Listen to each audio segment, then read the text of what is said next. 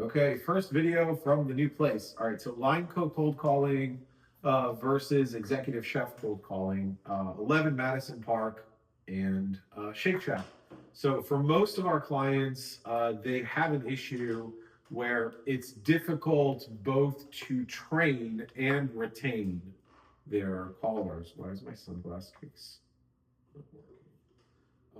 So good cold callers, no matter what their role in the organization, this is such a big problem because it could be the CEO, it could be an SDR, it could be a VP of sales.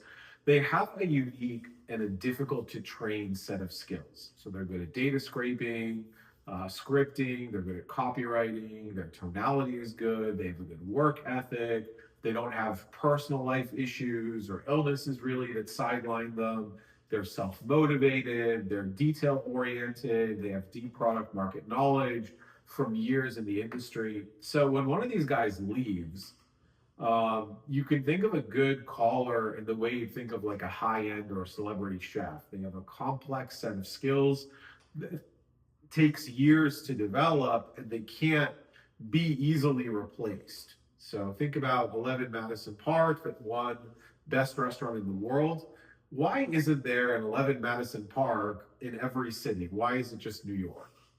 And the reason is it's impossible to scale. Even if you cloned everyone in the restaurant and gave them equal training, the demands of fine dining, as well as what's locally available in Memphis or Singapore or Dubai, they're going to change. So it's going to change the menu. So it's completely unscalable. It only works in New York. It only works in Manhattan.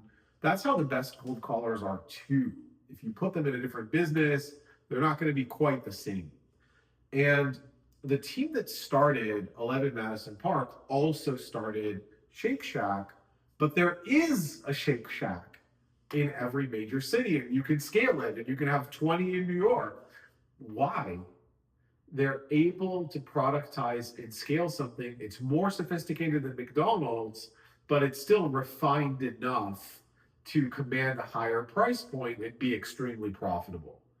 And one isn't better than the other. The best companies have to have both. You have to have manual prospecting and a really good executive team, but one is much more scalable and can book calls much more quickly and cheaply. 11 Madison Park makes less margin at a higher price point, and they famously had to scrap their plan. In 2022, they were going to pay their employees $20 an hour in the kitchen, but they didn't want to do it because they didn't want to raise menu prices. So when your clientele is Manhattan's elite and you still can't afford to raise prices, that's really saying something. Shake Shack is a much, from a profit standpoint, much more scalable, much more stress-free business.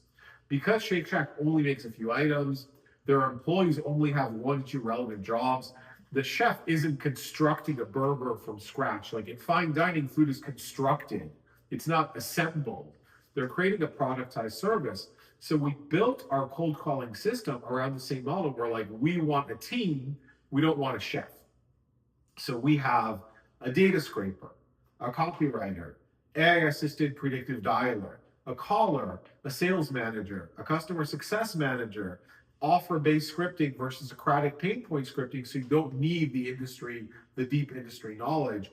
And multiple team members also means we can switch one or add one as needed to scale or overcompensate for a caller who's underperforming. So let's say you have a caller who has death in the family, personal reasons, they're sick. We can look at a campaign.